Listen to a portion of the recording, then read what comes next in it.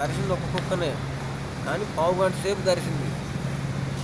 ఎవరు చనిపోయింది 10 మంది దాకా వచ్చారు, అయినా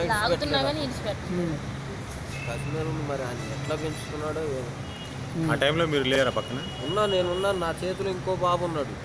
మళ్ళీ ఆయన మీదకి అటాక్ చేస్తుందేమో అని భయపడి ఆయన పక్కకు పెట్టేసి కింద పట్టేట్టున్నావు కదా. నేను పడ్డాను. అదే ఆయన తప్పించే ప్రయత్నంలో నేను కింద పడ్డాను. ఎన్ని కుక్కలు దాడి చేసాయండి? ఒక కుక్కనే దాడి చేసింది. ఆ కుక్క పట్టుకుంది. మీ బాబు పరిస్థితి ఏ రకంగా ఉందని చెప్తున్నాడు డాక్టర్? మా బాబు పరిస్థితి అంటే 24 గంటలు గడిస్తే చెప్తామంటున్నారు. అంటే పొద్దున్న జాయిన్ చేసాం, ఇక తెల్లారి చెప్తారు. పొద్దున్నే చెప్తే మరి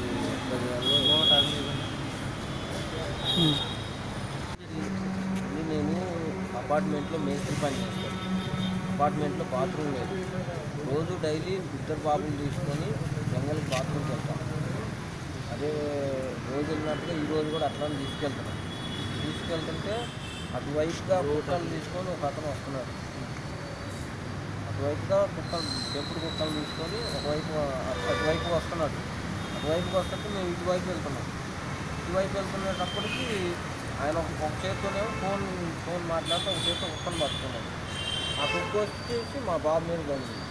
అది పావు గంట సేపు బాగా తీవ్రంగా చెప్పాడు మాకు కూడా. అమ్మా మీ బాబుకి ఏం కాదు, మేము చూసుకుంటాము, ఇంకా ఏమన్నా కావాలన్నా కానీ ఇస్తాము, మీరేమి కంగారు పడగాకండి అని చెప్పాడు. సరేలేండి, మాకు మా బాబు కావాలి, ఎలా ఉన్నా బాబు అలాగా మాకు చేసి అంటే మేము ఈరోజు చేసేవాళ్ళేనండి.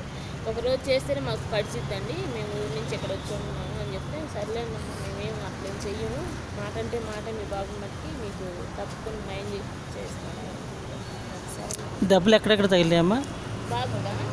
బాబుకి ఈపులో తగిలిందండి, బాగా చేతికి, అయితే ఇక్కడ తగిలింది మెడ మీద, ఇక్కడ 2 హోల్స్ పడ్డాయి.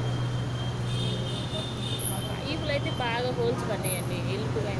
రెండో బాబుకి ఏం కాలేదా?